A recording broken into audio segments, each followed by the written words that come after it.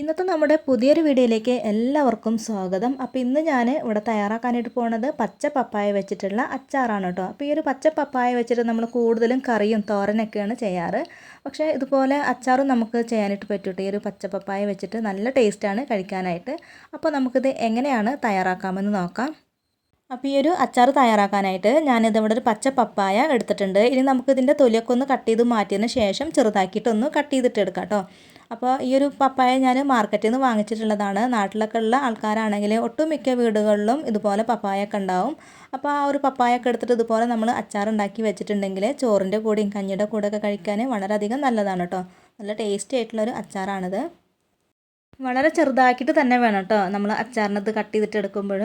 പിന്നെ നമ്മുടെ ചാനൽ ആദ്യമായിട്ട് കാണുന്നവരുണ്ടെങ്കിൽ ചാനലൊന്ന് സബ്സ്ക്രൈബ് ചെയ്യുക. വീഡിയോ കണ്ടുകൊണ്ടിരിക്കുന്ന സമയത്ത് നിങ്ങൾക്ക് ഇഷ്ടമാവുകയാണെങ്കിൽ ലൈക്കും ചെയ്യാനായിട്ട് മറക്കരുത് കേട്ടോ.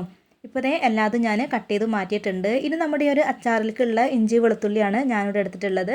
ഒരു കുടം വെളുത്തുള്ളി എടുത്തിട്ടുണ്ട്. പിന്നെ വലിയൊരു കഷ്ണം ഇഞ്ചിയാണ് കേട്ടോ എടുത്തിട്ടുള്ളത്. ഇത് നമുക്ക് ചതച്ചിട്ട് എടുക്കാനുള്ളതാണ്. ഇനി നമുക്ക് അച്ചാർ ഉണ്ടാക്കാനായിട്ട് നോക്കാം കേട്ടോ. അപ്പോൾ അതിന് വേണ്ടിയിട്ട് ഞാനിവിടെ ഒരു മൺചട്ടി അടുപ്പത്ത് വെച്ച് കൊടുത്തിട്ടുണ്ട്.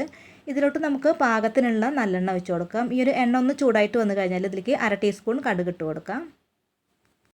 കടുക് നന്നായിട്ട് പൊട്ടി കഴിഞ്ഞാൽ പിന്നെ നമ്മൾ നേരത്തെ എടുത്തു വെച്ചിട്ടുണ്ടായിരുന്ന ഇഞ്ചി വെളുത്തുള്ളി ഉണ്ടല്ലോ, അത് ചതച്ചതിന് ശേഷം ഇതിലേക്ക് ഇട്ട് കൊടുക്കാം. ഇതിൻ്റെ കൂടെ തന്നെ നമുക്ക് കുറച്ച് കറിവേപ്പിലും കൂടെ ചേർത്ത് കൊടുക്കാം കേട്ടോ. എന്നിട്ട് ഇത് നന്നായിട്ടൊന്ന് വഴറ്റിയെടുക്കാം.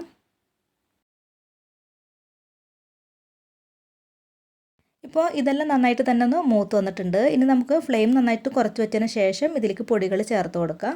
അപ്പോൾ നല്ല എരിവുള്ള മുളക് പൊടിയാണ് കേട്ടോ ഞാനിതിലേക്ക് ചേർത്ത് കൊടുത്തിട്ടുള്ളത്. 2.5 ടേബിൾ സ്പൂൺ അളവിൽ മുളക് പൊടി ചേർത്ത് കൊടുത്തിട്ടുണ്ട്. 1/2 ടീസ്പൂൺ കായപ്പൊടിയും 1/2 ടീസ്പൂൺ ഉലുവ പൊടിച്ചതും പിന്നെ 1/2 ടീസ്പൂൺ മഞ്ഞൾപ്പൊടിയും കൂടി ഇതിലേക്ക് ഇട്ട് കൊടുക്കാം.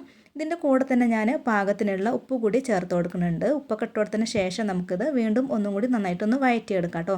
ഈ ഒരു പൊടികളുടെ പച്ചമണം പോണ വരയ്ക്കൊന്ന് വഴറ്റിയെടുക്കാം.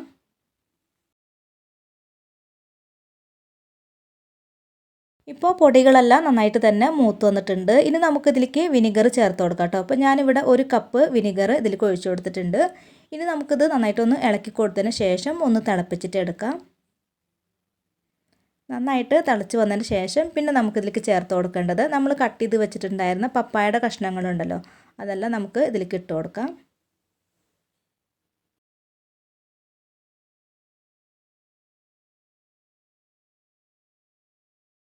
ഇനി ഇതെല്ലാം കൂടിയിട്ട് നന്നായിട്ടൊന്ന് മിക്സ് ചെയ്തിട്ട് എടുക്കാം കേട്ടോ. ഇനി കുറച്ച് നേരം ഇതുപോലെ ഇങ്ങനെ ഇളക്കി കൊടുത്തിട്ടൊന്ന് വേവിച്ചിട്ട് എടുക്കും കൂടെ വേണം. അപ്പോൾ പപ്പായ ആയ കാരണം അങ്ങനെ വെന്ത് കിട്ടാൻ കുറച്ച് പാടാണ് കേട്ടോ. അപ്പോൾ നമുക്കിത് കുറച്ച് നേരം ഇതുപോലെ ഇങ്ങനെ ഇളക്കി കൊടുത്തിട്ട് വേവിച്ചിട്ടെടുക്കാം.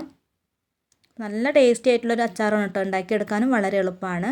അപ്പോൾ ഈ ഒരു അച്ചാറൊക്കെ നന്നായിട്ട് പാകമായിട്ട് വന്നിട്ടുണ്ടെങ്കിൽ ഈ ഒരു പപ്പായ കൊണ്ട് ഉണ്ടാക്കിയ അച്ചാറാന്ന് പറയില്ല കേട്ടോ. മാങ്ങച്ചാറ് പോലെ ആയിരിക്കും, അത്രയും ടേസ്റ്റാണ്.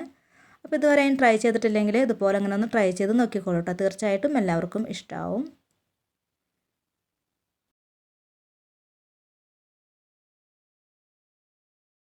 ഇപ്പോൾ നമ്മുടെ അച്ചാർ ഇവിടെ റെഡി ആയിട്ടുണ്ട്. കഷ്ണങ്ങളൊക്കെ നന്നായിട്ട് തന്നെ വെന്ത് വന്നിട്ടുണ്ട് കേട്ടോ. ഇനി നമുക്ക് ഫ്ലെയിം ഓഫ് ആക്കിയതിന് ശേഷം ഇത് ചൂടാറിയിട്ട് ഒരു ബോട്ടിലാക്കി വെക്കാം. അപ്പോൾ നമ്മുടെ അച്ചാറിൻ്റെ ചൂടൊക്കെ കംപ്ലീറ്റ് പോയിട്ടുണ്ട്. ഇനി നമുക്കിത് ബോട്ടിലാക്കി വെച്ചതിന് ശേഷം 4 ദിവസം കഴിഞ്ഞിട്ട് ഉപയോഗിക്കാം കേട്ടോ. എന്നാലാണ് ഇതിലേക്ക് ഉപ്പും എരിവൊക്കെ പിടിച്ചിട്ട് നല്ല സ്വാദായിട്ടുണ്ടാവുള്ളൂ. അപ്പോൾ എല്ലാവർക്കും ഇന്നത്തെ ഈ ഒരു വീഡിയോ ഇഷ്ടമായിട്ടുണ്ട് എന്ന് വിശ്വസിക്കുന്നു. വീഡിയോ ഇഷ്ടമായിട്ടുണ്ടെങ്കിൽ ഒന്ന് ലൈക്ക് ചെയ്യുക, ഷെയർ ചെയ്യുക, കമൻറ്റ് ചെയ്യുക. പിന്നെ ആദ്യമായിട്ടാണ് നമ്മുടെ ചാനൽ കാണുന്നതെങ്കിൽ ചാനലൊന്ന് സബ്സ്ക്രൈബ് ചെയ്ത് സപ്പോർട്ട് ചെയ്യാം കേട്ടോ. അപ്പോൾ ഇനി അടുത്ത നല്ലൊരു വീഡിയോ ആയിട്ട് വീണ്ടും വരാം. ബൈ. താങ്ക്